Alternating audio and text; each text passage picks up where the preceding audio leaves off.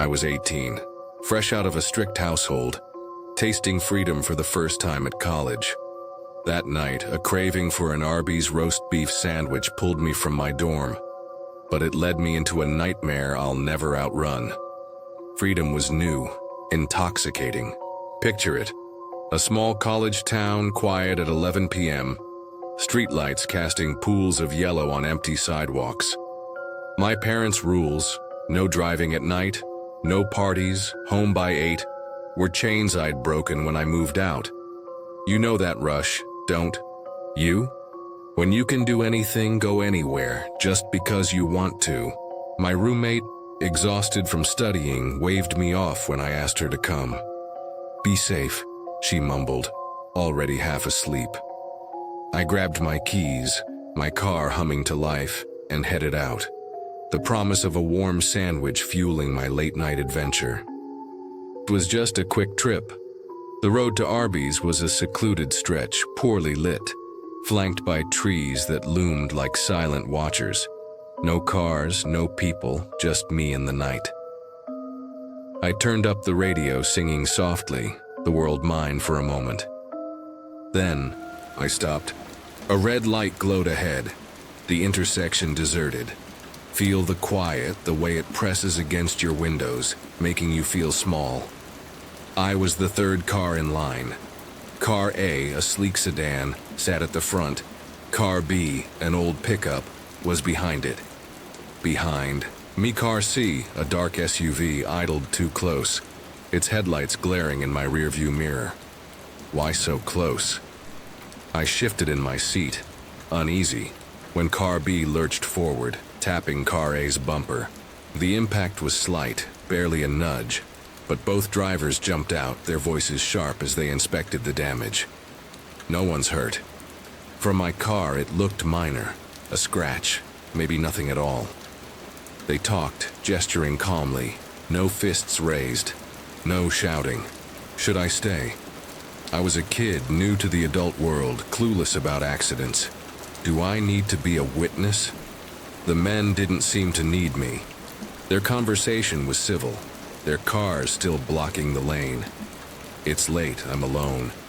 The thought of stepping out, a girl in the dark with two strangers, twisted my stomach. Just go. When the light turned green, I eased into the other lane. Passing them slowly, my eyes fixed ahead. "You're fine, it's not your problem." But Car C didn't agree. Its horn blared, a long angry blast that made me jump. What's their deal?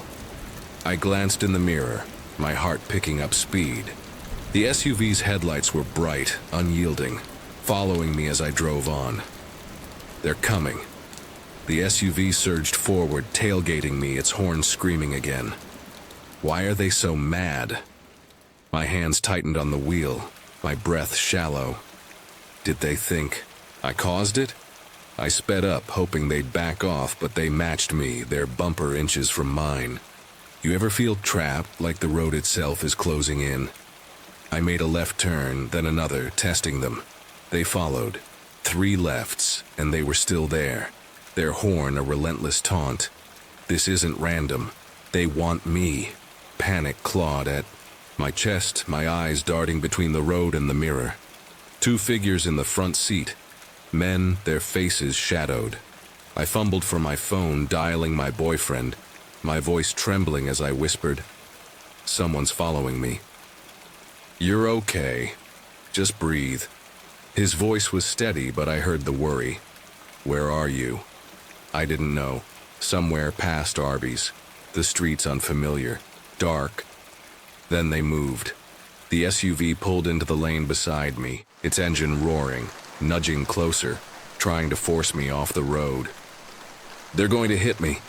I gripped the wheel, tears blurring my vision as their window rolled down. "Don't look, don't look." But I heard him, the driver, his voice cutting through the wind. "We're gonna catch you, bitch. I'm gonna kill your dumb ass." He means it.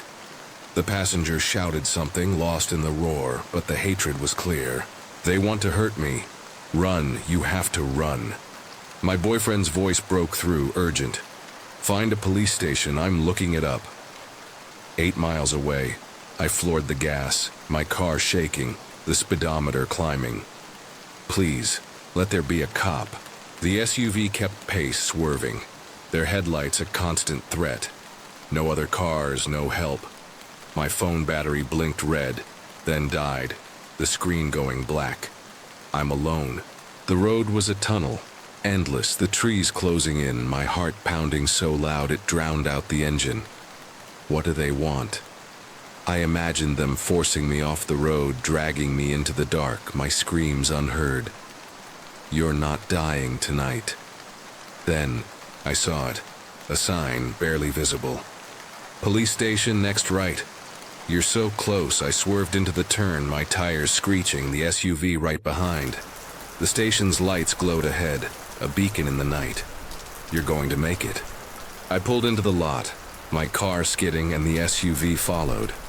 Its passenger door opening before it stopped. They're coming. My breath stopped, my hands frozen on the wheel, but they saw the station. The door slammed shut and the SUV peeled out, vanishing into the dark. They're gone. I sat there shaking, too scared to move, afraid they'd circle. Back, you're safe, you're safe. Then he arrived. My boyfriend's car screeched into the lot, his baseball bat in hand, his face pale as he ran to me. He's here. I fell into his arms, sobbing, the terror spilling out. A cop approached, his flashlight steady, asking if we were okay. Tell him everything. I stammered through the story, the crash, the chase, the threats. His face hardened when I described the SUV.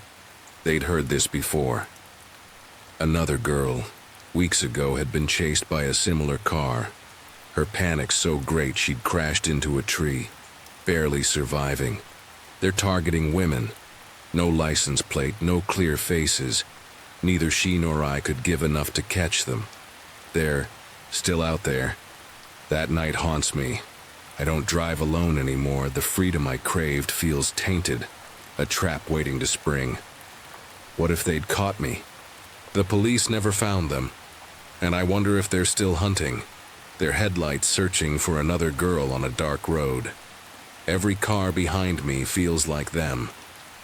I keep my phone charged now, my door's locked, but the fear lingers, a shadow that never leaves.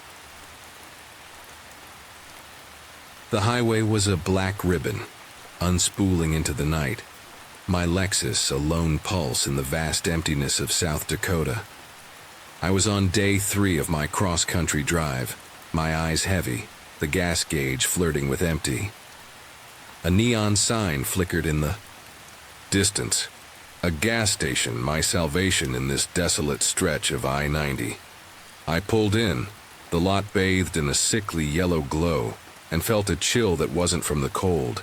As I stepped out, the air whispered, "Some places aren't meant for stopping." I'd been on the road for hours, chasing freedom. Each mile a rebellion against the ordinary. My new car hummed smoothly, a cocoon of leather and steel, but tonight it felt fragile, exposed. I was 50 miles from my motel, delayed by traffic and running on fumes.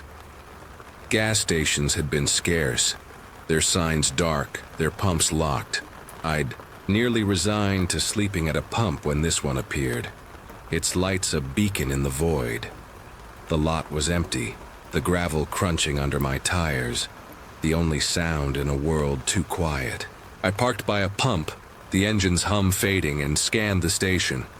A low building with grimy windows, a flickering sign buzzing faintly. Just get gas, I told myself, an embedded command to quell the unease coiling in my gut. The pump rejected my card, its screen flashing "See cashier." I sighed, grabbing cash from my glove box, and headed inside. The door's bell jangled, sharp in the stillness, the air thick with the acrid scent of motor oil and burnt coffee. Behind the counter stood a man, his grin too eager, his eyes glinting under the fluorescent lights. His hair was greasy, his uniform stained, and when he smiled, his teeth were a patchwork of yellow and decay. Stay calm, I thought, but his presence was a violation, his stare too hungry. What's a lady doing alone in the long dark night? He asked, his voice a low rasp, reeking of sour breath and something fouler. I lied. My boyfriend's with me, but he laughed, a sound like gravel grinding. No man sends his woman to pay, he said, leaning closer, his eyes raking over me. I bristled, my skin crawling. Get out, my mind urged, but I needed gas. Pump one, I said, voice firm, shoving cash across the counter. He kept talking, his words laced with innuendo, suggesting I stay the night, with him. Must be tired, he purred, glancing at my chest. I snapped, cut it out, my anger a shield, but his grin widened, unyielding. I thought of my sister, years ago, warning me about men like this, her voice sharp. Never let them see you're scared. I stood taller, paid, and left, ignoring his parting words. The bells jangle a relief as I stepped into the cold. Back at the pump, I filled the tank, the nozzles hum grounding me. You're fine, I told myself, a trance loop against the memory of his eyes. But as the tank filled, a new urgency hit, a desperate need to pee, sudden and overwhelming. Not now, I thought, but the pressure was unbearable. The station loomed behind me, its lights mocking. No other choice. I locked the car, my keys clutched tight, and walked back, each step heavier, the air thick with dread. The bell jangled again, and his grin greeted me wider, as if he'd known I'd return. Bathroom? I asked, voice clipped. He pointed to a corner, his eyes never leaving me. The bathroom was a cell. Cracked tiles, a flickering bulb, the air damp with mold. I locked the door, checking it thrice, my heart pounding. Hurry, I commanded, sitting quickly, the cold porcelain biting my skin. The relief was fleeting, drowned by a new sound. The door's lock jiggling, slow and deliberate. My breath caught, my body frozen. He's trying to get in. The handle turned, the door creaking open, and there he was, his silhouette, filling the frame, his grin a slash of menace. Gotcha, he whispered, his eyes fixed on me, a predator savoring his catch. I screamed, "Get out!" Scrambling to stand, my pants half up, keys clenched like a weapon. He laughed, a low guttural sound, stepping closer. Fight, my mind screamed. But before I could move, a new sound erupted. Furious banging on the station's front door. A man's voice, slurred and angry, shouted, "Open the damn door! I need gas!" The cashier's grin faltered, his head turning. The drunk guy kept pounding, his curses a lifeline. "I see you, asshole," he yelled, the glass rattling. The cashier hesitated, then backed away, his footsteps fading. I seized the moment, yanking my clothes up, and bolted, the bathroom door swinging wide. The station's lights were back on, the drunk now inside, arguing with the cashier. I didn't stop, sprinting to my car, locking the doors as my heart hammered. I peeled out, the highway swallowing me, the station's lights shrinking in my rearview mirror. My hands shook, the road blurring through tears. You're safe, I told myself, but the lie felt thin. I drove to my motel, collapsing in the room. The cashier's face burned into my mind, his grin, his breath, his intent. In the morning, I called the station. The manager's voice was grim. The man was a fired employee, keeping his keys, using the station as a trap for women like me. They'd review tapes, call the police, but I never heard more. I left town, rerouting my return trip, but the fear stayed. Now I carry a knife, a taser, pepper spray. Be ready, I tell myself, anchoring to survival. But some nights I see his grin in the dark, waiting for me to stop again. The gas station at 2 a.m. was a lonely place, but Ben made it feel like a trap. His greasy blonde hair and hollow eyes haunted my shifts, his presence a shadow that grew darker each night. I was just a college kid, working the overnight grind, thinking I could handle anything. But Ben wasn't just a regular customer. He was something broken, something dangerous. And the night he snapped, I saw a truth I can't unsee. Look away. His scream still echoes, but it's too late for that. Back. In college, I took a job as a waiter at a 24-hour diner attached to a gas station on the edge of town. The overnight shift, 10:15 p.m. to 6:00 a.m., was quiet.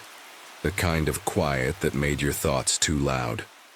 Truckers, drifters, and the occasional insomniac were my customers, their faces blending into a blur of tired eyes and quick orders.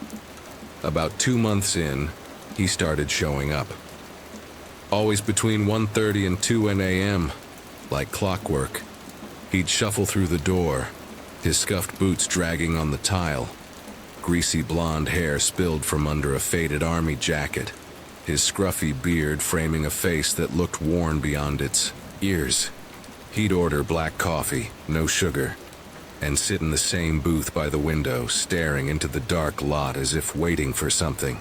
I called him a regular, but even then, something about him felt off. At first, I kept my distance, refilling his cup with a nod, but after a week, he spoke. "What's your name, kid?" His voice was rough, like gravel scraped raw. I hesitated, then said, "Jackson." He repeated it slow and deliberate, his eyes flickering with something I couldn't place. He's memorizing it. He rambled about cities named Jackson, Mississippi, Tennessee, Wyoming. His laugh a dry rasp that didn't reach his eyes. "Been to 'em all," he said, sipping his coffee, his gaze drifting back to the window. I left him to his thoughts, the diner's hum filling the silence. Over the next few weeks he kept coming, always alone, always the same order, same booth. "Watch him closely," my instincts whispered, but curiosity got the better of me. One slow night, boredom won out. "What's your name?" I asked, leaning against the counter. He blinked, startled, like I'd pulled him from a dream. "Ben," he muttered, his eyes darting away. "He's lying." I pressed, casual, asking if he worked nearby or was passing through. His laugh was sharp, humorless. "Don't work no more. Not since I married that lot lizard." The words hit like a slap. I knew the slang, truck stop prostitute, and the venom in his voice shut me up. "You don't want to know more." I backed off, and after that, we didn't talk. He kept coming, kept staring, kept drinking his coffee until one night he didn't. 2 weeks passed, no sign of him. Good riddance, I thought, but the empty booth felt like a warning. Then the door chime pierced the quiet. It was 2 a.m., the diner half empty, the air thick with grease and coffee. I looked up, and my blood ran cold. Ben stood on the doormat, but he wasn't Ben, not the one I knew. His jacket was gone, his jeans torn, his hair matted with dirt clinging to his face like wet straw. He was filthy, his skin streaked with grime, his eyes wide and unseeing. What happened to him? The room froze, customers staring, forks hovering. My boss, wiping down the counter, barked, "What the hell are you doing?" Ben's voice was a low growl, barely human. "Don't look at me." "Run," my mind screamed, but my feet stayed rooted. He shuffled forward, his steps uneven like a wounded animal, his gaze fixed on nothing. No one moved as he staggered to the men's room, the door locking behind him. Minutes dragged, the diner tense, whispers circling. "He's on something," Trucker muttered. My boss, red-faced, tossed me the bathroom keys. "Get him out, Jackson." "No way." I knocked, my voice shaky. "Ben, you okay?" Silence, then a ragged breath, loud, panicked, seeping through the door. I called again, louder, my hand trembling on the key. "Don't go in." But my boss's glare pushed me forward. I turned the lock, easing the door open. The room was pitch black. He'd killed the lights, the darkness swallowing everything. "Ben?" I whispered, my voice small. The breathing grew louder, a desperate rhythm filling the space. I pushed the door wide, letting the diner's light spill in. There he was. Ben stood in the corner, his face pressed to the wall, arms wrapped tight around his chest, his body rocking. "What's wrong with him?" I called his name, sharp, desperate. He turned, slow, his head twisting at an unnatural angle. His eyes, wide, glinting like a cat's, they locked onto mine, unblinking, inhuman. "Look away." Before I could move, he screamed, a sound that tore through me. "Don't look at me!" he charged, his body slamming into mine, knocking me to the floor. His hands clawed at my face, nails scraping skin. His screams relentless. "Don't look at me! Don't look at me!" I squeezed my eyes shut, hands shielding my face, my heart pounding. He's going to kill me. Hands grabbed him, customers pulling him off, but he thrashed free, bolting out the door, the chime mocking as he vanished. The police came, but Ben was gone. The grainy security footage useless. I went home, my face stinging, my mind replaying his eyes, his scream. What was he running from? I returned to work, forcing myself to move on. But the diner felt tainted, the night shift heavier. Weeks later, a customer's words stopped me cold. A woman's body, early 30s, found in a ditch miles away, beaten to death, likely a prostitute. Lot Lizard. The timing, Ben's state, his words, they clicked. It was her. I told the police, my voice shaking, linking Ben to the crime. They took my statement, but he was never found. I quit months later, the diner a memory I buried with my degree. He's still out there, I know, his eyes haunting my nights, a reminder of the darkness that hides in plain sight. The road was a black vein, pulsing under a moonless sky.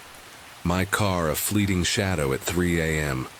I was driving home from my girlfriend's place, an hour away, the night wrapping me in a quiet euphoria. The gas gauge hovered at half, but a whim tugged at me. A 24-hour gas station glowed ahead, its neon a siren in the dark. I pulled in, the lot deserted, and stepped out, the air sharp with frost. As my boots hit the gravel, a chill crawled up my spine, whispering, "Some passengers don't need an invitation." The drive had been serene, the kind that makes you feel untouchable. Empty roads, the hum of tires, the afterglow of her touch. I'd done this route 100 times, the hour-long trek a ritual of love. Tonight I was wide awake, the stars a canvas above, the radio soft with lo-fi beats.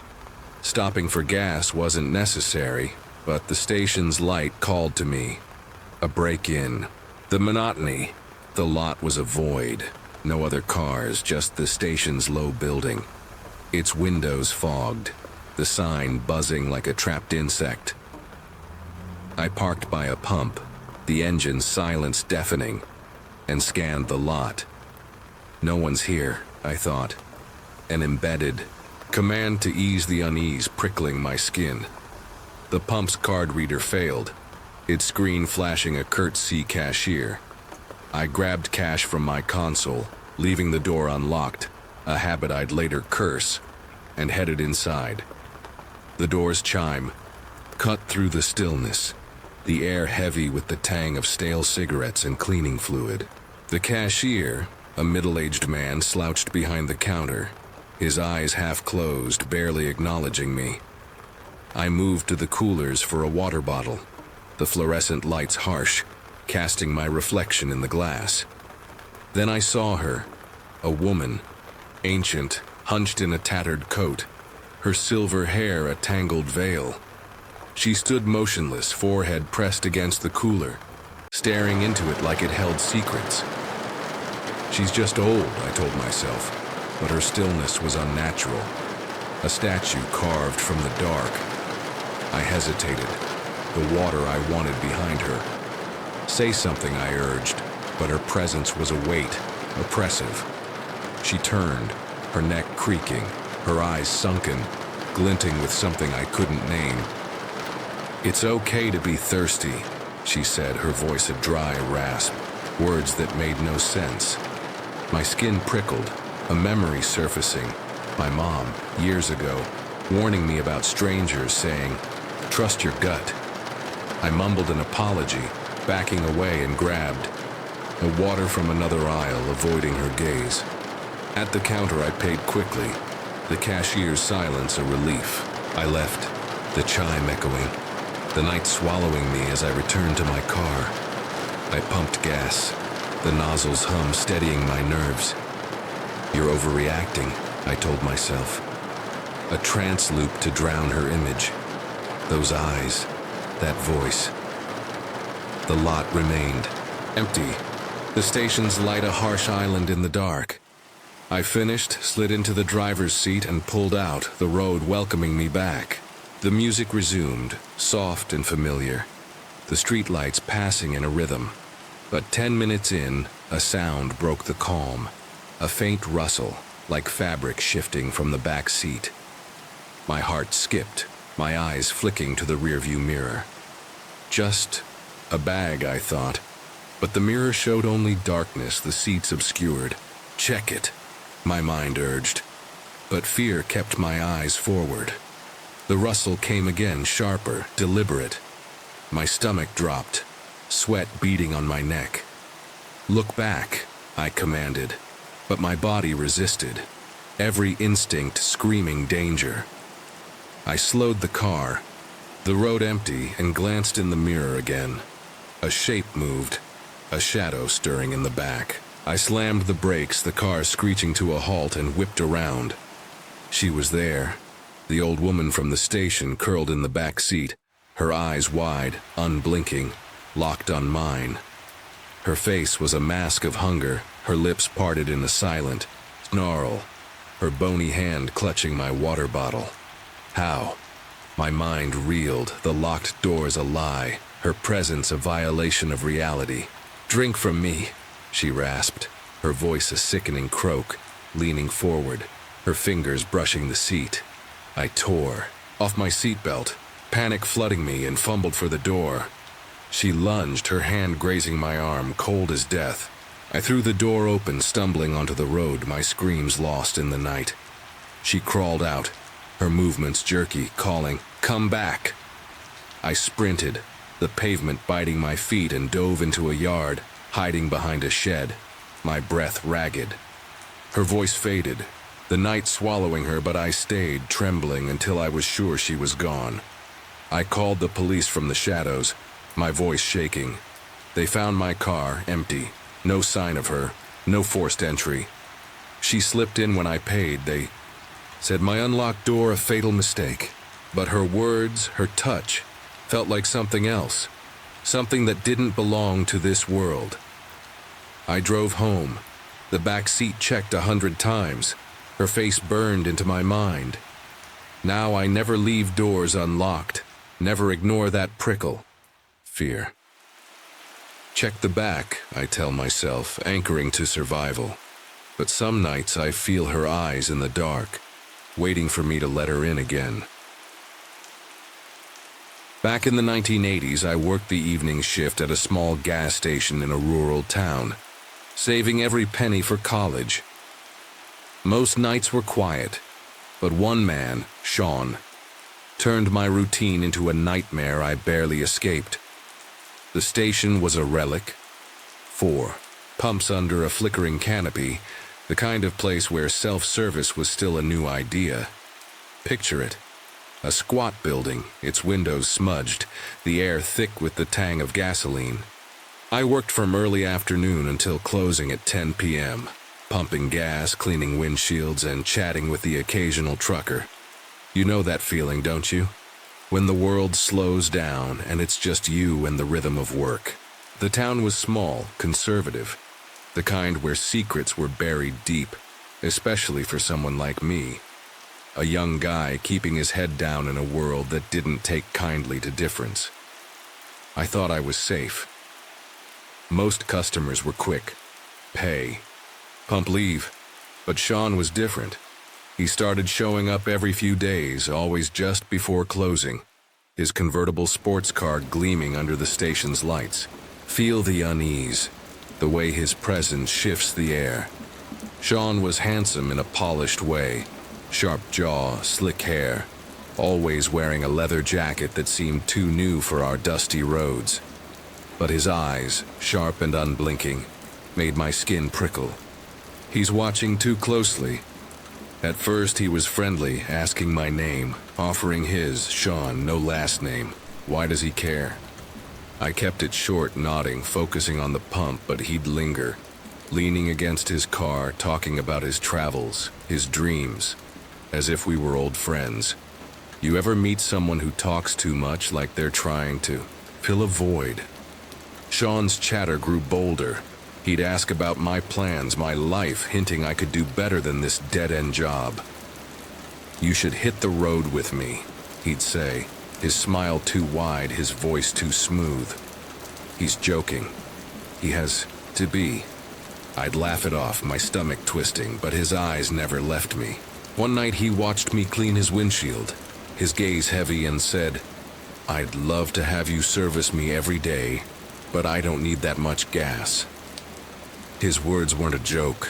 I froze, the rag in my hand dripping, as he handed me cash, adding, "I'd pay for other services too." He's crossing a line. In that era, in that town, his words were dangerous, a trap I couldn't afford to fall into. Is he a cop? A creep? I lied, said I wasn't like that, my voice tight, and he just smiled, like he knew something I didn't. Then it escalated. Sean started coming more often, his visits timed to catch me alone. Every night I watched for his car, dreading the purr of its engine. He'd lean closer, his comments sharper, detailing what he wanted, how I could help him. He's not giving up. I kept my distance, my answers short, but fear gnawed at me. What does he want? The other workers noticed, joking about my fan. But I saw the truth in Sean's eyes, a hunger, a plan. He's not just flirting. I started checking the clock, counting the minutes until closing, praying he'd stay away. Then came the night. It was just before 10 p.m., the station nearly empty, the town asleep. Feel the quiet, the way it amplifies every sound. Sean's car rolled in, its top down, his face lit by the dashboard's glow. He's back. My heart sank, but he seemed different, calmer, focused. "Topping off before a road trip," he said, stepping out, his boots crunching on the gravel. A road trip at 10 p.m.? He headed toward the store, saying he needed snacks, and I relaxed, focusing on the pump. He's leaving soon, but something pressed against my back, cold and hard. I froze, my breath catching as Sean's voice whispered, "We're going on that trip together." Look at him.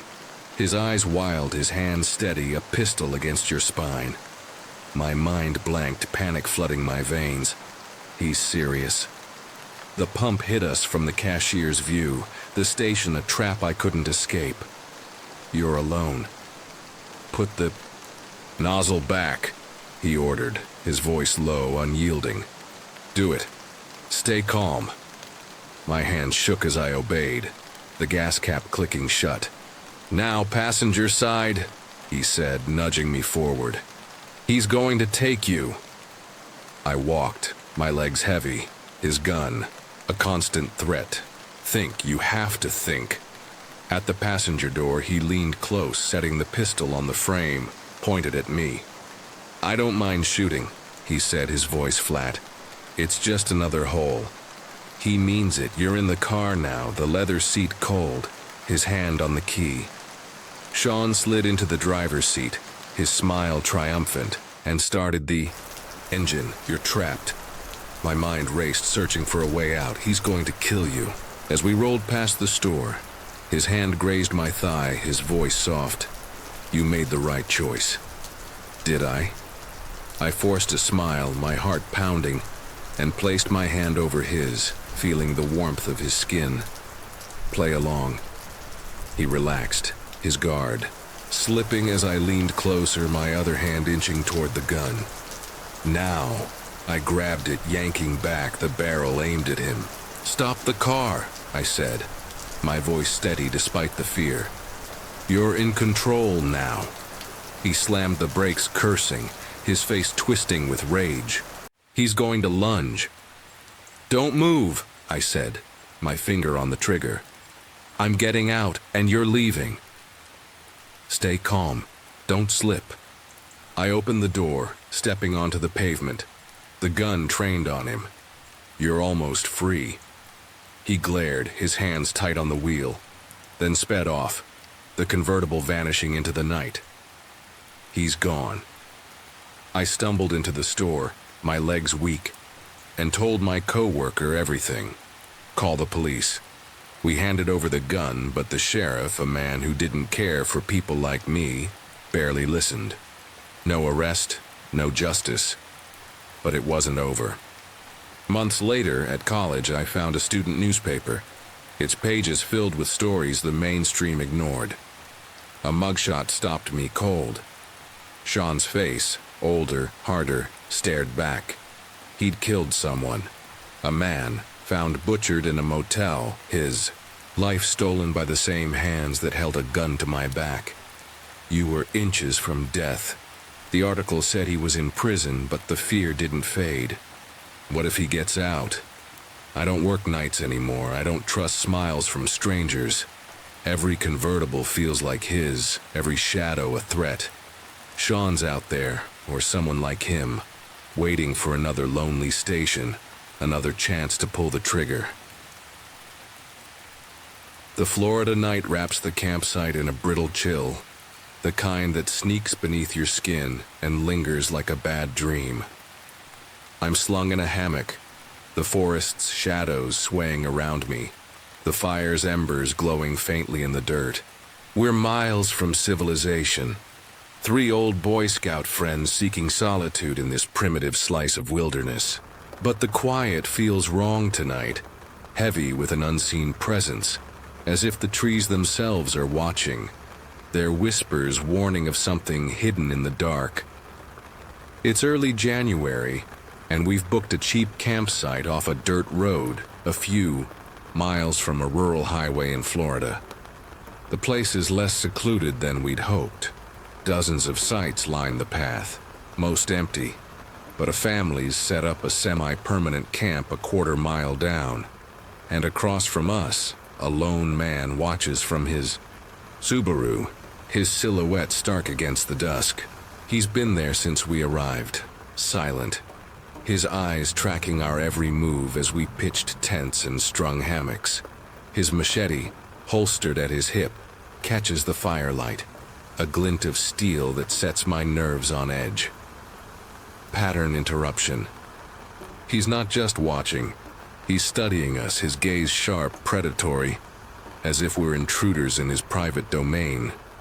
We're no strangers to the woods. Years as scouts taught us to handle wild animals, venomous plants, and rough terrain. But people, that's a different kind of danger, one our training never covered. The man keeps his distance, but his presence is a weight, a shadow that darkens our first day. We joke about him, call him Machete Man, trying to laugh off the unease, but our voices are tight, our glances frequent. The forest hums with night sounds, crickets, owls, the rustle of leaves, but his silence is louder, a void that swallows our comfort. Sensory overload.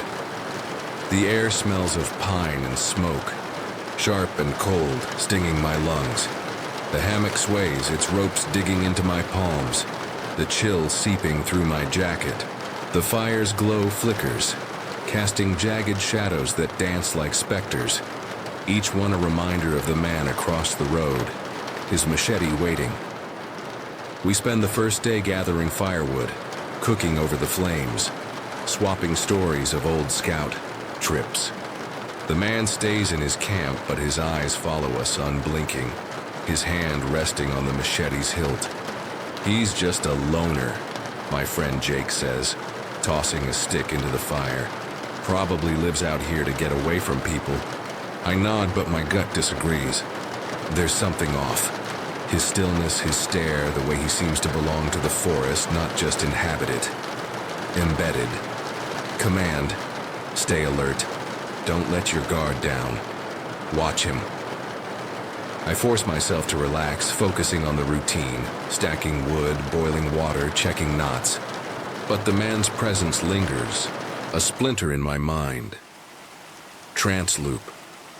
His gaze pulls me in, a loop of tension. Watch, wait, watch, wait. Each glance tightening the knot in my chest. The forest fades, the fire dims, and all I see is him.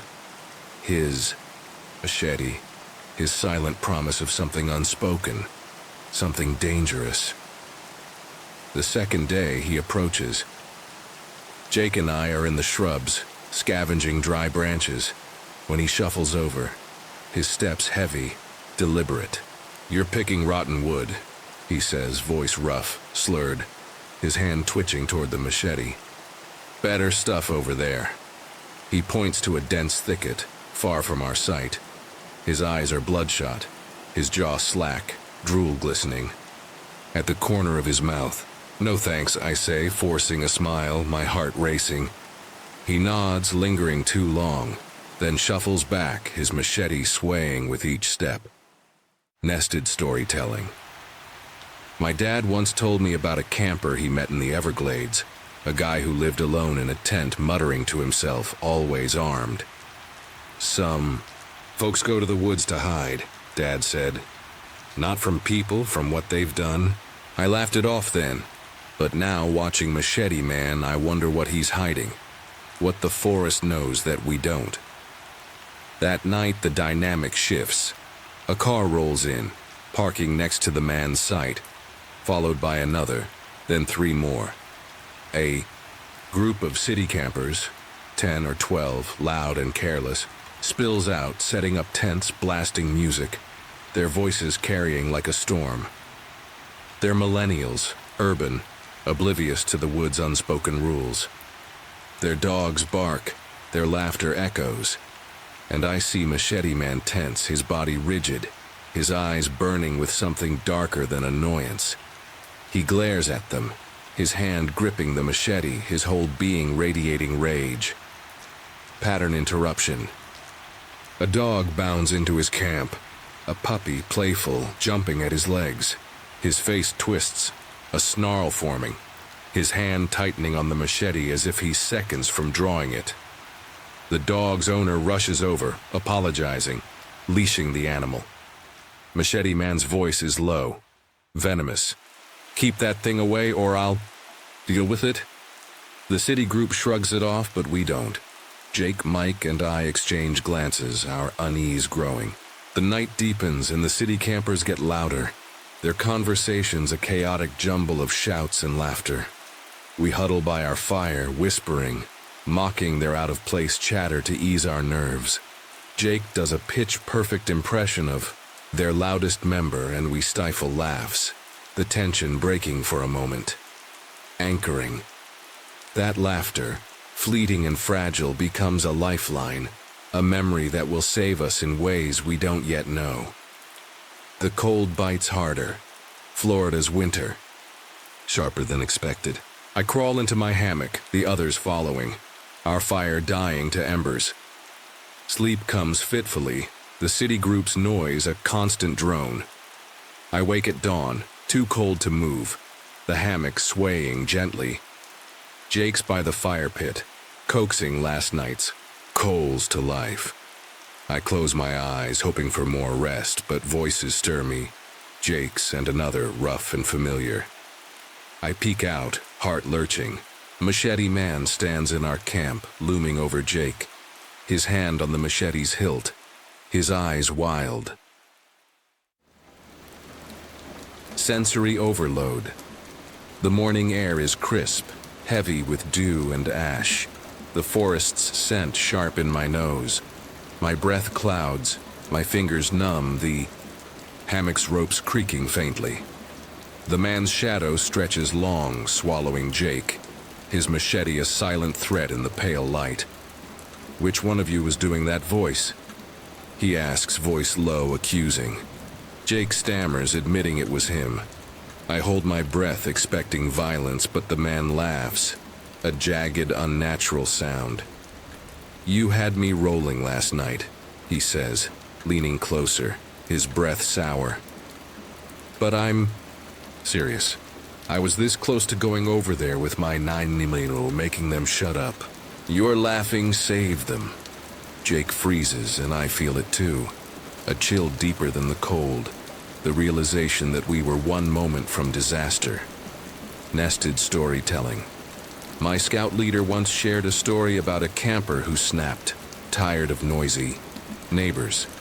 He didn't hurt anyone, but he slashed their tires, left a note, "Respect the woods." We thought it was a cautionary tale, but now, facing Machete Man, I see it as a warning. We're not alone out here, and some boundaries are deadly. He mutters about hating city folk, how they ruin the woods, then shuffles back to his camp. Jake looks at me, eyes wide, and we wake Mike, filling him in. We agree to leave, packing in silence, the forest's quiet now oppressive, heavy with what could have been. We skip breakfast, load the car, and drive away. The man's Subaru a dark speck in the rear view. "What if he'd done it?" Mike whispers. "What if we see it on the news?" We laugh, but it's hollow, the fear real. The news never comes, but the weight stays. Machete Man's laugh, his machete, his almost act. They haunt me, a reminder that the woods hold secrets and not all are natural. We escaped, but the forest knows, and it's waiting for the next intruders to cross its line. Some places don't welcome you. They watch, they wait, and they mimic your soul. The forest was supposed to be a sanctuary, a place to escape the grind of life and reconnect with old friends. I'd been looking forward to this camping trip, a chance to breathe the crisp air and let the stars remind me of simpler times. But as we set up our tents in that overgrown clearing, something felt off. The trees were denser than I remembered, their branches clawing at the sky, the underbrush thick with secrets. My friends, Stephen, his new fiancée Haley, and two others were different too. They snapped branches for fun, tossed beer cans into the woods, and spread hot coals from the fire pit like kids playing with matches. This isn't right, I thought, my chest tightening with unease. The campsite was a small island in a sea of green, the air heavy with the scent of sap and damp earth. I tried to join in, cracking open a beer, forcing a laugh as they shouted over each other. But their voices grated, too loud, too reckless, as if they were daring the forest to respond. "Respect this place," I wanted to say, but the words stuck in my throat. I'd grown up hearing stories from my uncle, tales of hunters who vanished in these woods, their names whispered like warnings. They didn't respect the land, he'd say, his eyes distant. I shook off the memory, telling myself, it was just superstition. You're here to relax. The embedded command felt hollow, a lie against the growing tension. As night fell, the fire's glow painted our faces in flickering orange. My friends grew louder, their laughter a jagged edge against the forest's silence. I was tired, not from the day, but from their chaos. Get some rest. I excused myself, crawling into my hammock, the canvas swaying gently under my weight. The forest exhaled as they finally quieted, the bugs' chorus filling the void. I lay there, eyes tracing. The crescent moon through the treetops, its light a faint promise of calm. Sleep tugged at me, but a pressure in my bladder pulled me back. Just go, I sighed, slipping out of the hammock, my boots sinking into the soft earth. The tree line was a wall of shadows, the air cool and sharp with pine. I stepped forward, my flashlight a weak beam against the dark. Stay close. My mind looped, trance of caution as I moved deeper into the woods. The moonlight barely reached here, the branches weaving a canopy that swallowed the stars. I stopped by a gnarled oak, unzipping my jeans, my breath visible in the chill. You're alone. The thought was a comfort, a moment of solitude. But then I felt it, a prickling at the back of my neck like a gaze boring into me. My eyes drifted upward and I froze. Two white eyes glowing in the dark, staring straight at me. Don't move. My heart slammed against my ribs, the forest's silence now a scream. The eyes were too bright, too still, like twin moons in a sea of black. It's an animal, I told myself, but no animal stood that tall. No animal had eyes that burned like that. I fumbled for my flashlight, my hands trembling, and clicked it on. The beam caught a figure, human-shaped, dressed in Haley's clothes, standing just beyond the trees. Haley? My voice caught. The name a question. But something was wrong. Her stance was unnatural, her limbs stiff, as if held by invisible strings. She's sleepwalking, I reasoned. But the eyes, those impossible glowing eyes, betrayed the lie. Speak now. Hey, who's there? I called, my voice thin in the vast night. No response, just the eyes, unblinking, locked on mine. I took a step back and the figure moved, gliding forward, closing the gap in an instant. That's not Haley. Panic surged, a sensory overload of cold sweat, pounding pulse, and the bitter taste of fear. I shone the light again and it, spoke, mimicking my words, my voice with chilling precision. Who's there? The sound was mine, but hollow, like a recording played through a broken speaker. This isn't real. My mind flashed to my uncle's stories, to whispers of things that lived in the woods. Things that wore human faces but weren't human at all. Run. The command was a roar, but my legs were lead. I backed away, the figure matching my steps, its movements fluid, unnatural. Haley, what are you doing? I tried, my voice shaking. It echoed me again, my words twisted in its throat. What are you doing? A chill ran through me, sharp and deep, as if the forest itself was laughing. She's in the tent.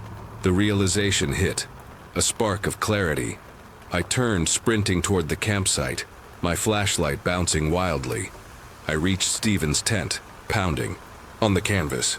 Stephen, get up! We need to help Haley! The flap unzipped and Stephen's face appeared, bleary and annoyed. What's wrong, man? She's here. I pointed to the clearing where the figure had stood. But the light revealed nothing. Just trees, their branches swaying in the faint breeze.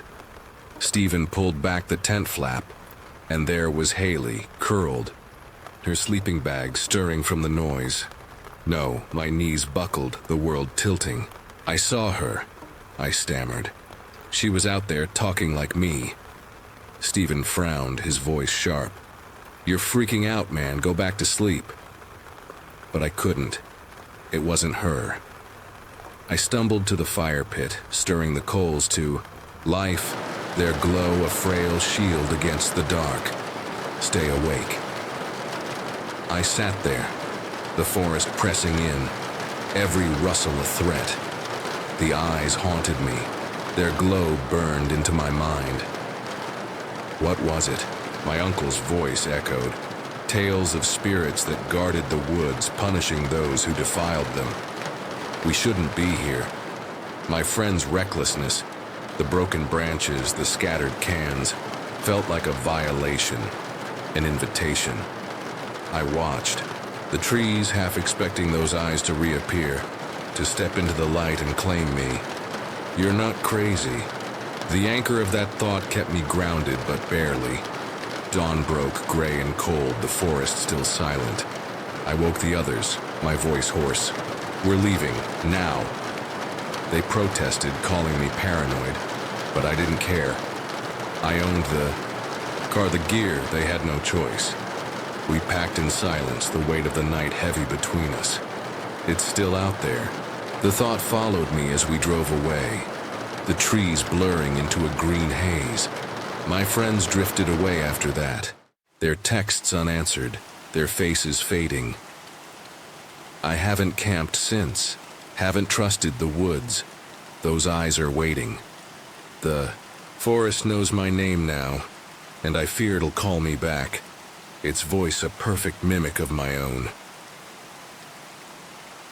The mountains were breathing, and I was too small to hear their warning.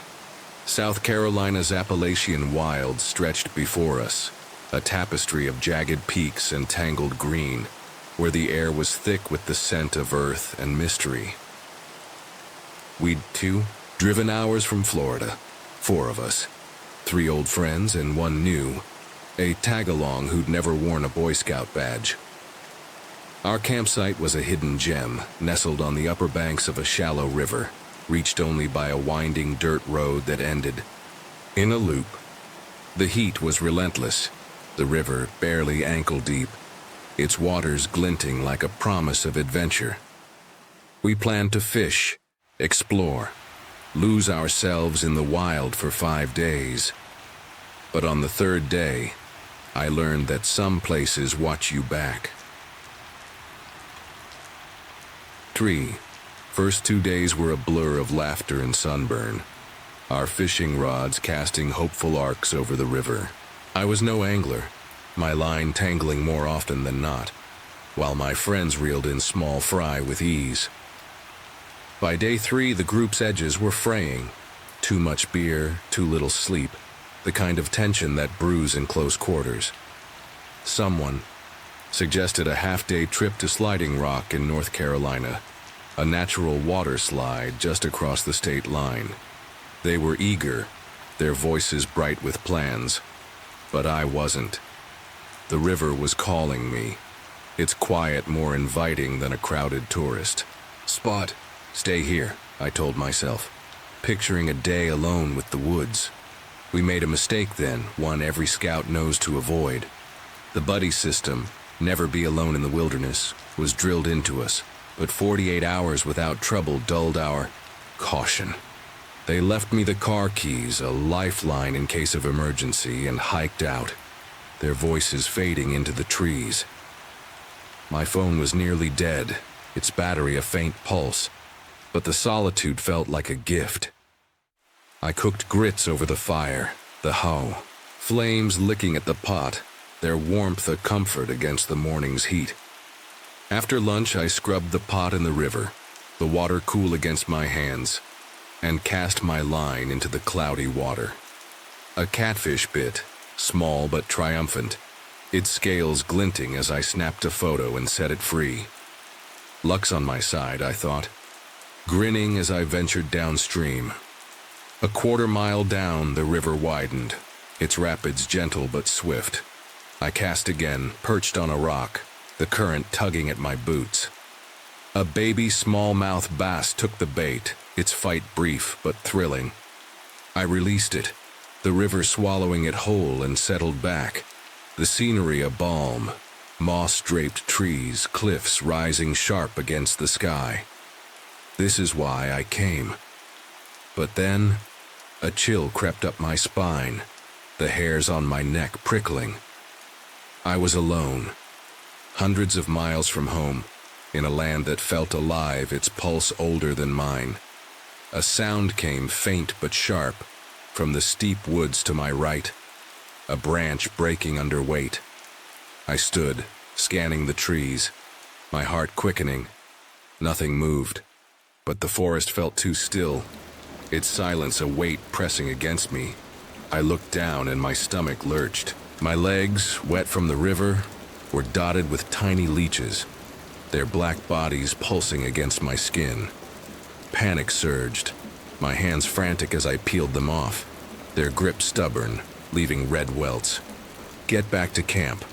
I stumbled upstream, my foot catching a cypress knee, pain shooting through my arch.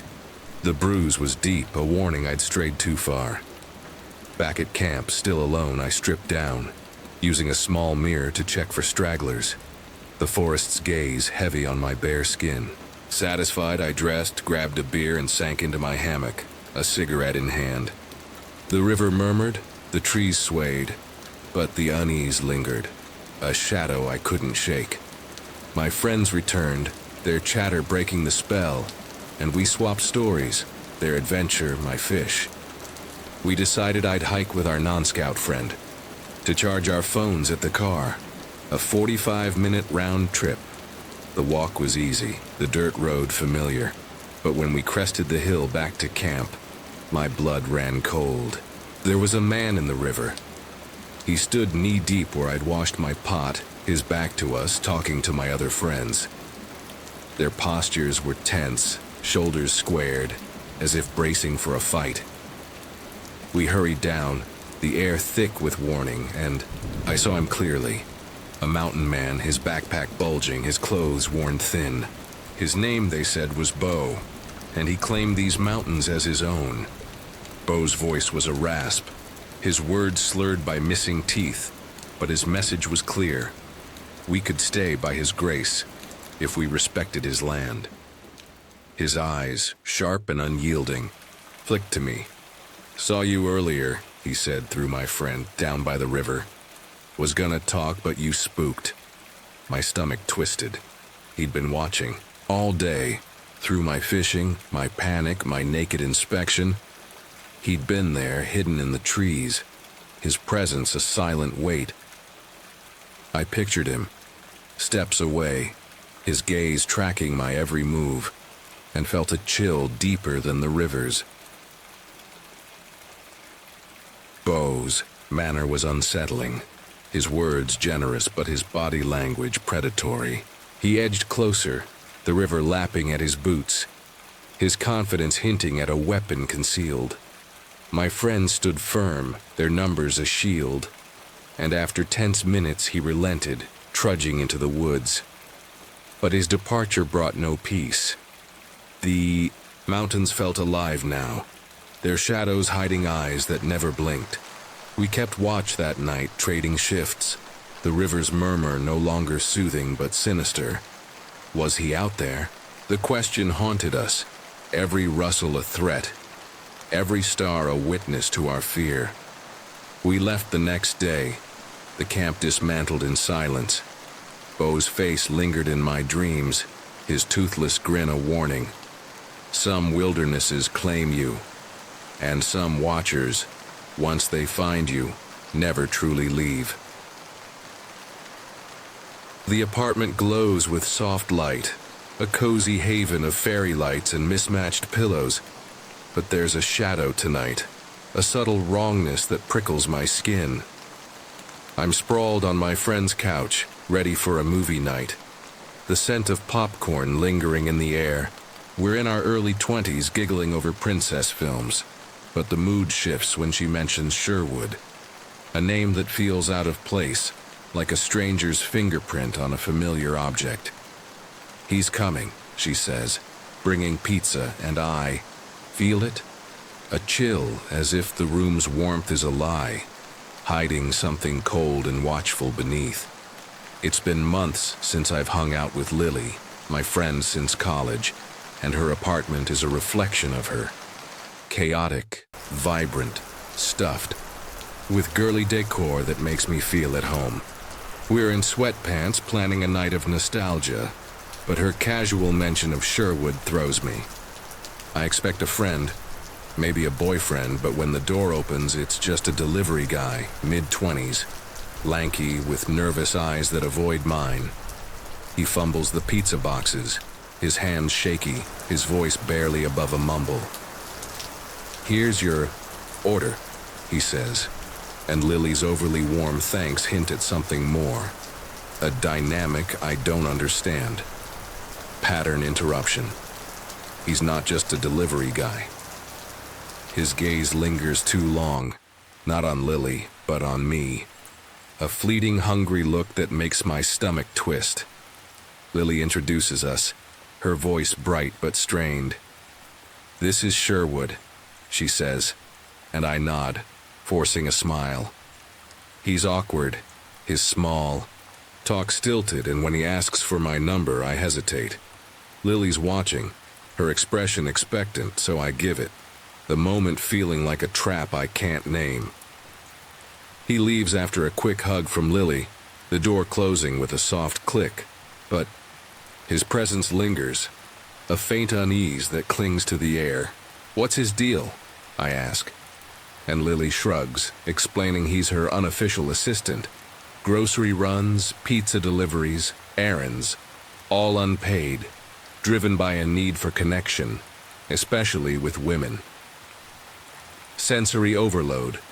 The apartment feels smaller, the fairy lights dimmer, their glow casting jagged shadows on the walls. The popcorn sweetness turns cloying, mixing with the faint tang of my own anxiety. My fingers trace the couch's fabric, its texture rough, grounding, but not enough to shake the feeling that Sherwood's eyes are still on me, even through the closed door. We move on, watching movies, but Sherwood's name echoes in my mind, a discordant note. Days later, he adds me to a group chat with Lily, sending memes, innocuous at first, but persistent, like he's trying to carve a space in my life. He offers to help with errands, his texts polite but insistent. I decline, but he keeps asking. Every weekend his words a steady drip eroding my resolve. Lily says he's harmless, just lonely, and I want to believe her, but my gut whispers otherwise. A warning I can't articulate. Embedded command. Stay cautious. Don't trust too easily. Watch his moves. I keep my replies short, distant, but his presence grows, a shadow I can't shake. Then I slip. I find a deal on a washing machine online, perfect but impossible to transport alone.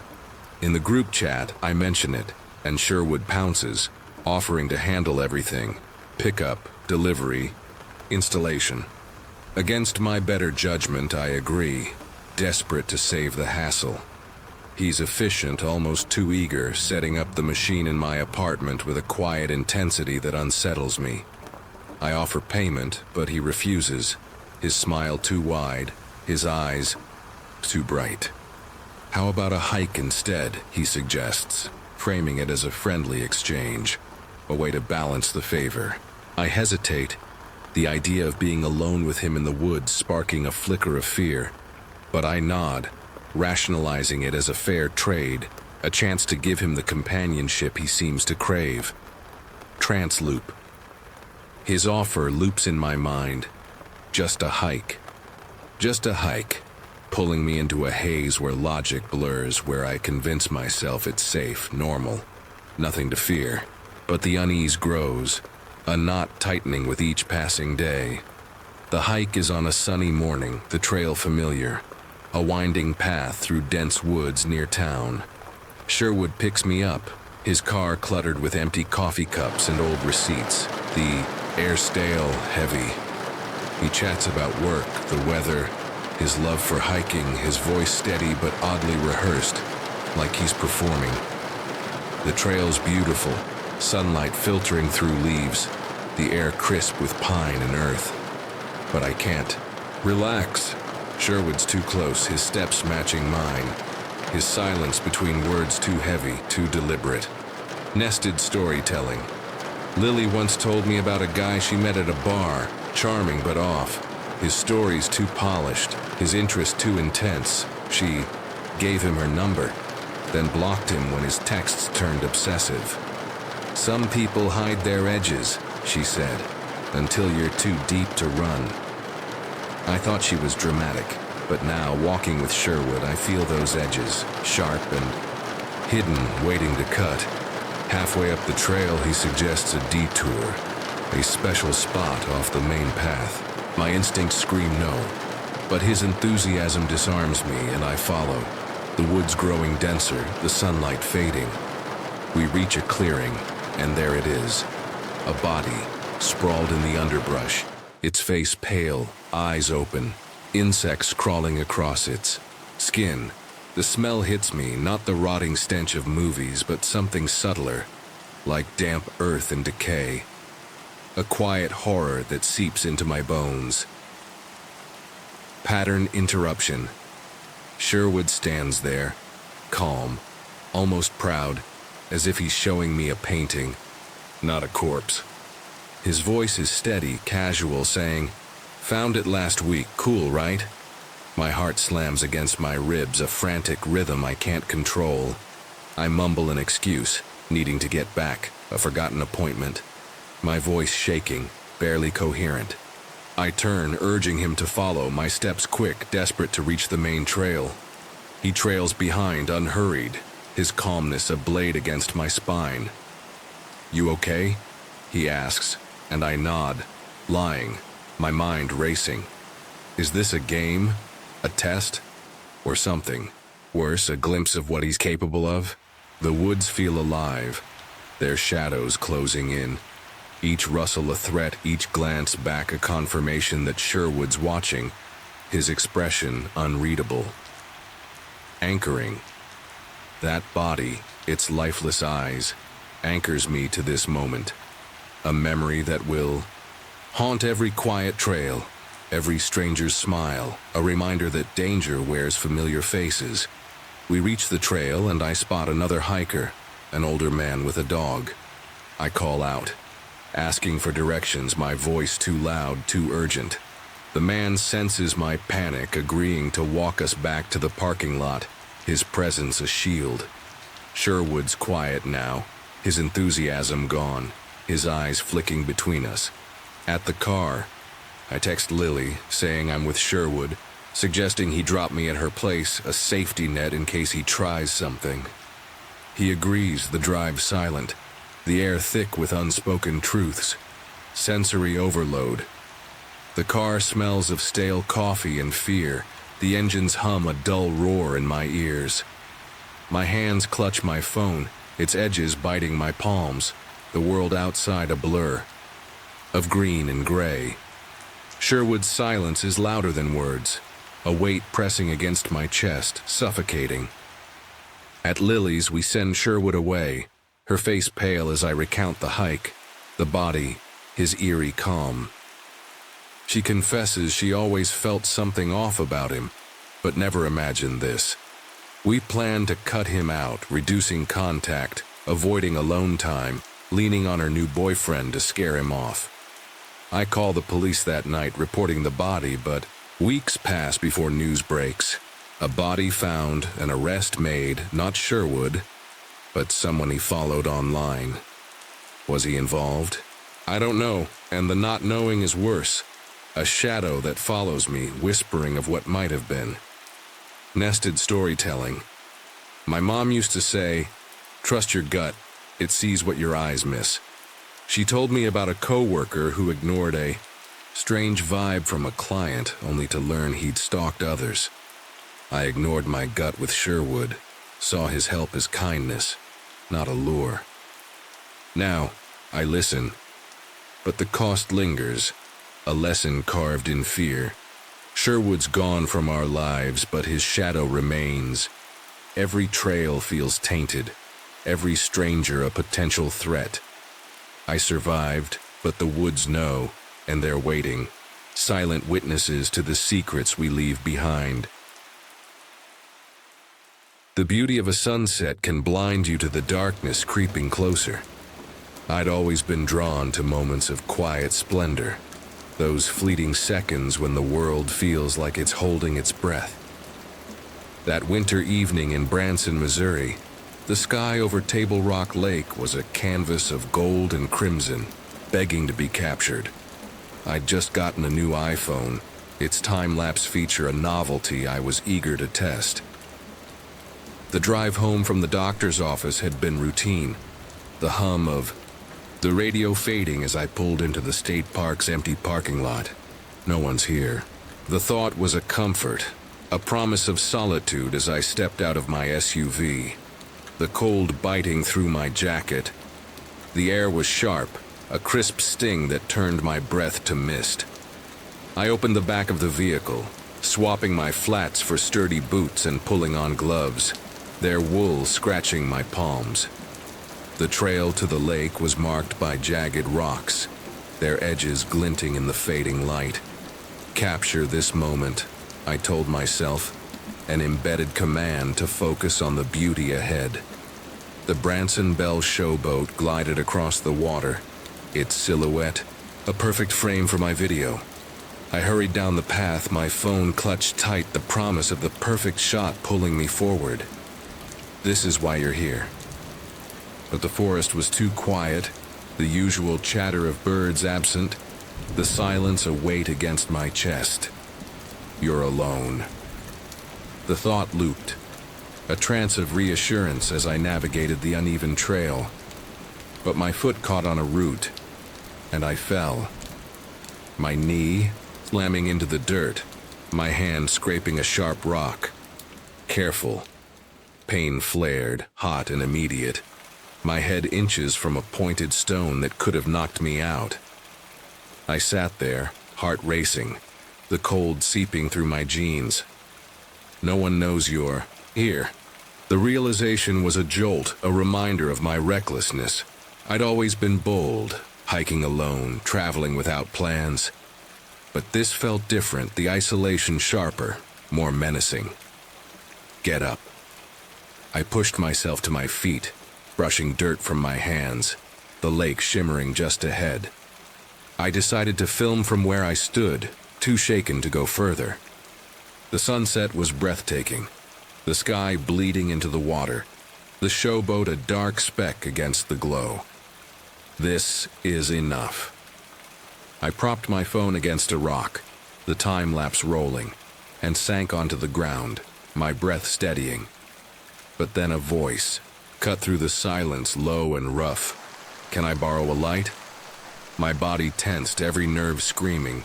I turned, and there he was, 20 feet away, a man in a worn jacket, his blonde hair catching the last rays of sun. Where did he come from? The parking lot was empty, the trail deserted. His presence was a violation, a crack in the world I'd thought was mine. Stay calm. I don't have one, I said, my voice steadier than I felt. I don't smoke. He stepped closer, his boots crunching the gravel. His eyes, brown, unremarkable, locked on mine. I saw you getting out of your car. You've got a nice figure. The words were a slap, crude and invasive, stripping away the safety of the moment. My heart pounded, a sensory overload of fear and cold, the lake's chill mixing with the sweat on my neck. He's been watching. The thought was a blade cutting through my denial. I stood, my phone forgotten, my eyes darting to the trail. Run. But the path was narrow and he was too close. Think fast. He spoke again, his voice a leer.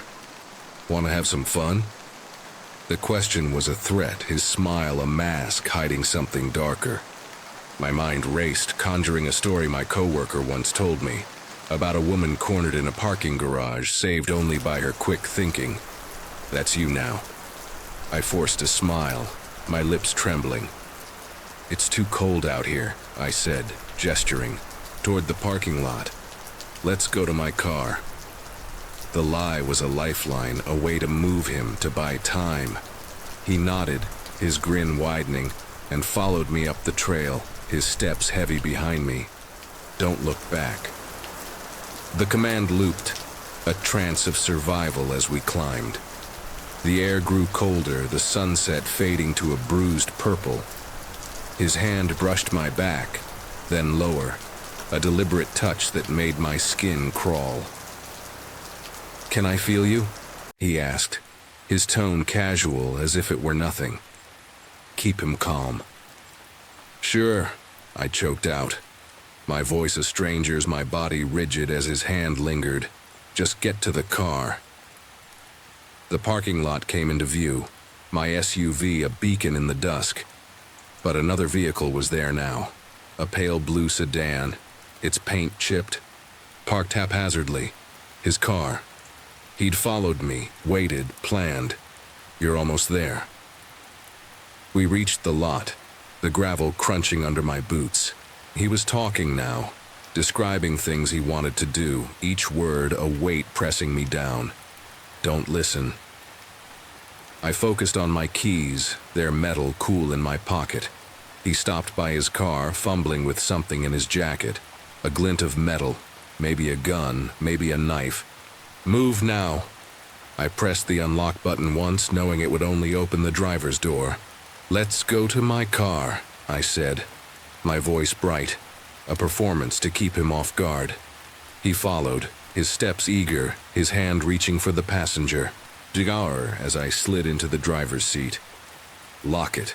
I slammed the door, my thumb hitting the lock button as his fingers gripped the handle, tugging hard. Open it, he shouted, his face twisting. No longer charming, just raw, hungry rage. I threw the car into reverse, tires spinning on the gravel, the SUV lurching backward. His hand slipped, and I floored the gas, the world blurring as I sped. Onto the highway. He's gone. But my hands shook, my breath ragged, the rearview mirror empty but heavy with his presence. I grabbed my phone, dialing 911, my voice breaking as I described him. 6 feet, blonde, brown eyes, maybe 25, driving a blue Oldsmobile. You're safe. The operator's voice was a tether, pulling me back to reality. But safety felt like a lie. The lake's beauty a cruel deception. The police took my statement, their questions gentle but futile. No license plate, no name, just a ghost in a jacket. He's still out there. The thought was a loop, a trance of fear that followed me home. I locked every door, checked every window, the cold of that night seeping into my bones. What did he want? My mind replayed his smile, his touch, the glint of metal, each memory a wound. Evil has a face. Days later, the fear lingers. A shadow. Can't shake. I don't go out alone anymore, don't chase sunsets or trust empty places. The lake is a memory now, its beauty tainted by the man who saw me as prey. I was lucky, but luck is fragile, and I wonder if he's watching someone else waiting for another dusk to step out of the dark. The air was heavy with secrets, and the trees knew them all. In August 2020, I was 18, newly settled in a speck of a town in rural California, where my aunt and uncle's home offered refuge from a world I was still learning to navigate. The town was so small you could drive across it in 5 minutes, a fact my friend Haley pointed out with a laugh when I arrived. She was 17, my anchor in this quiet place, her easy grin a shield against the strangeness of new roots. We'd taken to wandering, seeking corners where the town's stillness felt alive. Our favorite was the park, a misnomer really. Just a grassy clearing by a river fringed with woods and a dirt trail that wound into shadows. It was our haven, a place to sit, smoke, and let the world blur. But that afternoon, the trail turned, hunter, and we became its prey. Haley and I met at the park, the summer sun high, the air thick with the scent of dry grass and river mud. We sprawled on a bench, passing a joint, our laughter soft against the hum of cicadas. The clearing was empty, the town's rhythm slow, and for a while, it was just us, the sky, and the water's gentle ripple. Let's walk the trail, Haley suggested, her eyes bright with the urge to move. I nodded, the weeds softening my edges, making the idea feel like an adventure. The trail was familiar. I'd walked it before, never far, always turning back when the trees grew too dense. Warnings about local creeps lingered in my mind, tales of men who lingered too long near young girls. But I'd never seen them, never felt their weight. Not until today. We started down the path, the dirt soft under our sneakers, the river glinting to our left. The trail hugged the high wall of a gated community, its concrete stark against the wild green. We talked, our voices weaving through the heat. School, dreams, the smallness of this place. 5 minutes in, a prickle ran down my spine, a tightness in my shoulders I couldn't shake. Someone's watching. I turned casual at first and saw him.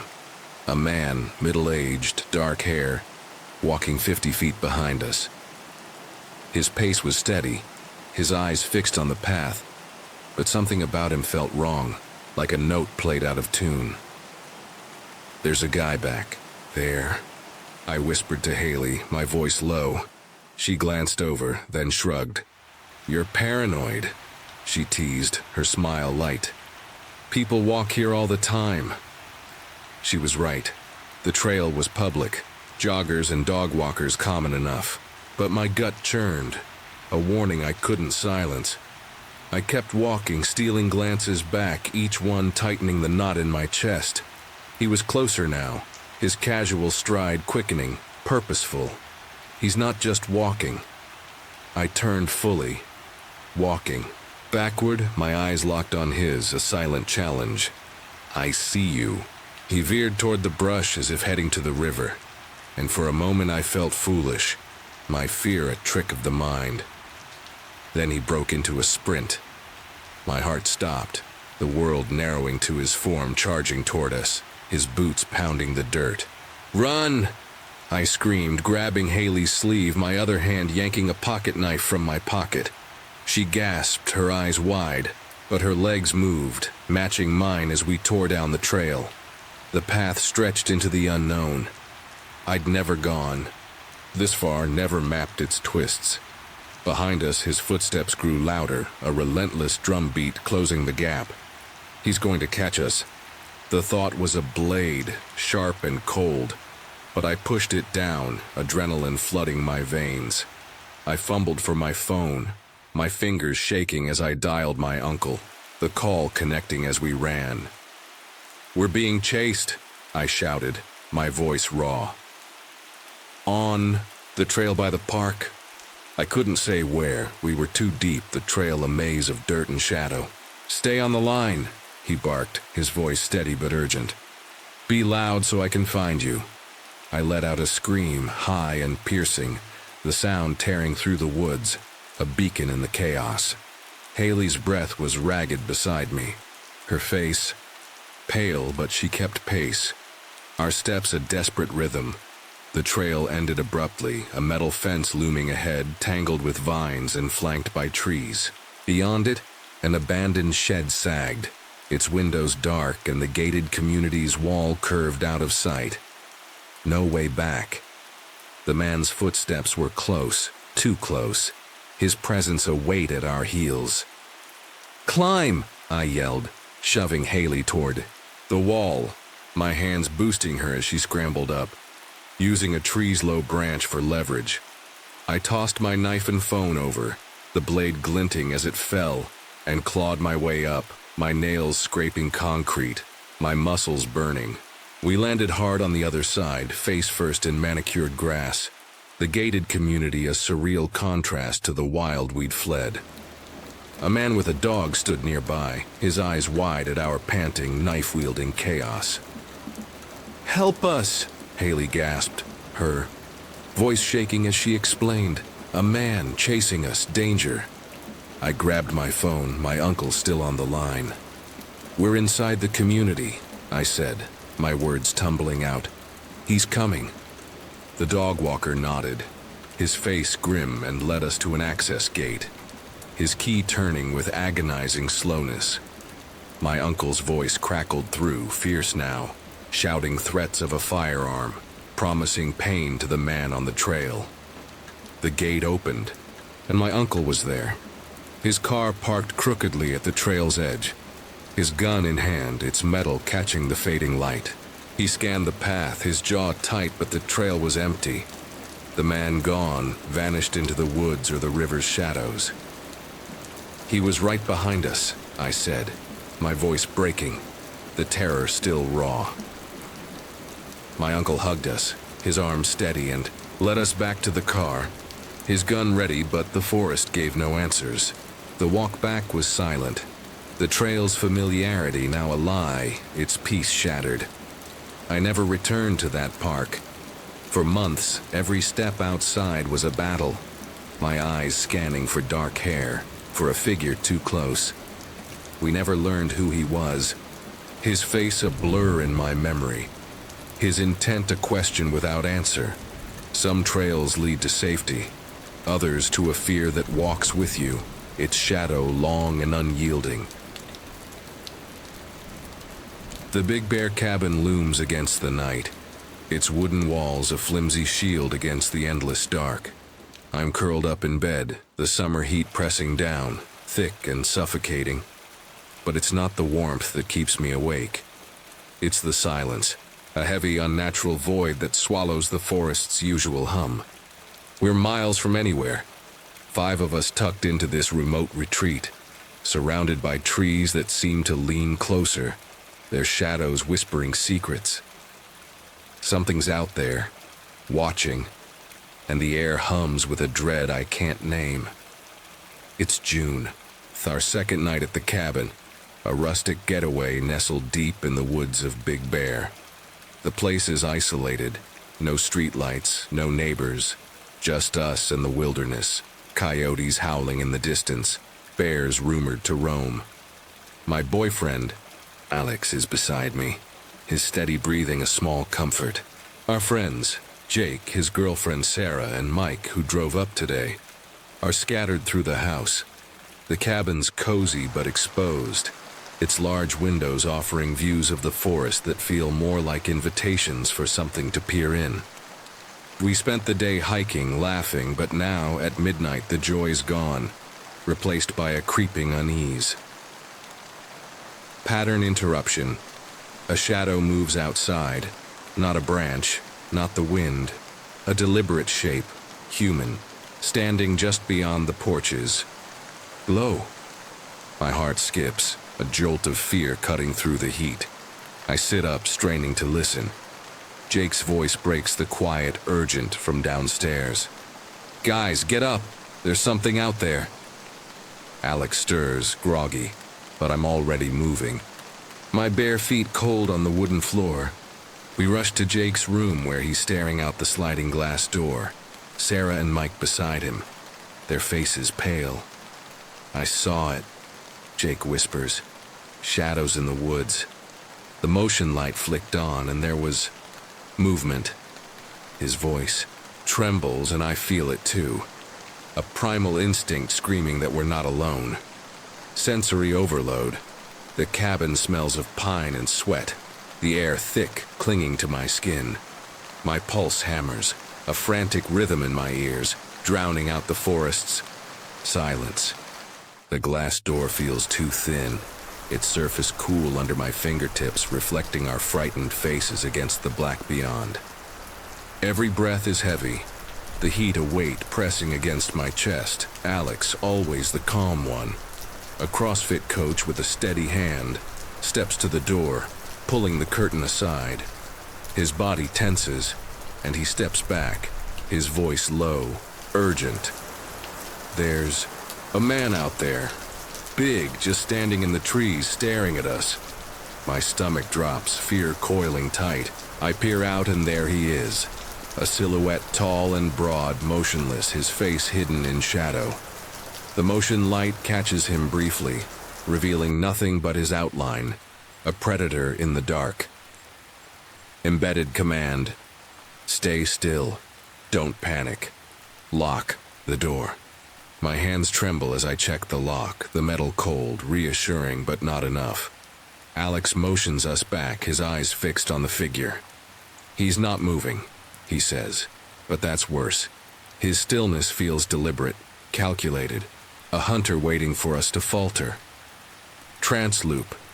The figure's gaze pulls me in, a loop of terror. Watch, wait, each second stretching, trapping me in this moment, this cabin, this night where safety is a lie. The world narrows. To his silhouette, the trees, the dark, and I can't look away, can't breathe. We huddle in Jake's room, the five of us, the heat unbearable but windows sealed tight. Sarah's breathing is shallow. Mike's hands fidget and I cling to Alex, my fear mirrored in their eyes. "What does he want?" Sarah whispers, but no one answers. The forest is silent. No wind, no animals, just the weight of his presence, pressing against the glass. We wait, minutes dragging, hoping he'll leave, but he doesn't. The motion light flicks off, plunging him into darkness. And I wonder if he's closer now, hidden, waiting. Nested storytelling. My sister once told me about a camping trip gone wrong years ago. She woke to footsteps outside her tent, saw a shadow circling, never approaching but never leaving. She stayed silent, frozen, until dawn, when the shadow vanished. "Some people watch because they can," she said. I thought it was just a story. But now, with this man outside, I feel that same helpless dread, the sense of being prey. Alex checks the rest of the cabin, ensuring doors are locked, windows secure. He returns, his face grim. Nothing else out there, but we stay together. We agree, piling into the room, the heat suffocating but safer than splitting up. 30 minutes pass, the silence unbroken, and I start to relax, convincing myself it was a prank, a hiker, anything but a threat. Then it happens. Darkness, complete and sudden as the power cuts out. Pattern interruption. The lights die. The cabin plunging into a void. The heat thicker. The fear sharper. As if the night itself has swallowed us whole. I freeze. My breath catching. My legs tangled in the sheets as I try to stand. Alex pulls me up, his grip steady, but I'm trembling. The dark, a living thing pressing close. We grab our phones, their screens faint beacons. But mine shows no service, nor do Sarah's or Jake's. Mike's phone, on a different carrier, has one bar, a fragile lifeline. "Call the sheriff," Alex says, and Mike dials, his voice shaking, as he reports suspicious activity and the outage. The operator transfers us to the utility company, who say we're too far out beyond their grid. Could be a cut line, they suggest, and my mind races. Was it him? Did he sabotage us? Anchoring. That silhouette standing in the trees anchors me to this night, a memory that will haunt every dark window, every quiet moment, a reminder that danger doesn't need a face to terrify. We stay in the room, phones clutched, the heat unbearable but the dark worse. I try calling my dad. My fingers clumsy, but the call fails. Mike's phone keeps us tethered, the sheriff promising to send help, but it's hours away. We're alone, the cabin a fragile shell against whatever's outside. The forest's silence is deafening, a void where answers should be. Did he cut the power? Is he still there, circling, waiting? My mind spins, picturing him at the door. His shadow filling the frame, his intent unknown but heavy, malignant. Sensory overload. The cabin's air is stifling, thick with sweat and fear, the darkness a weight on my chest. My phone's light, flickers, casting jagged shadows, each one a potential threat. The floorboards feel unsteady, the glass door a fragile barrier, its surface reflecting our panic, our helplessness. Hours crawl by, each second a battle against panic. At 3 a.m., the lights flare back on, sudden and jarring, flooding the cabin with harsh reality. We collapse, exhausted, but sleep is fitful, the fear lingering like a stain. The next day, we talk to locals mentioning the outage. "That's odd," one says. "Only snowstorms cause that out here, no reason for it last night."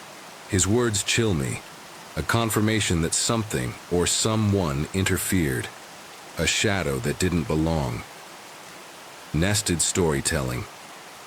My mom used to say, "The woods see everything, but they don't tell." She told me about a night in her youth, camping with friends when they felt watched, their fire dimming as if the forest itself disapproved. They left at dawn, never knowing why, but she swore the trees knew. Now, I feel that same knowing, the forest's silent judgment, its secrets buried in the dark. The cabin's warmth is gone, its charm tainted. We pack early, driving back to the city, the forest shrinking in the rear view but never truly gone. I don't sleep well anymore, not with windows nearby, not with shadows that could hide a watcher.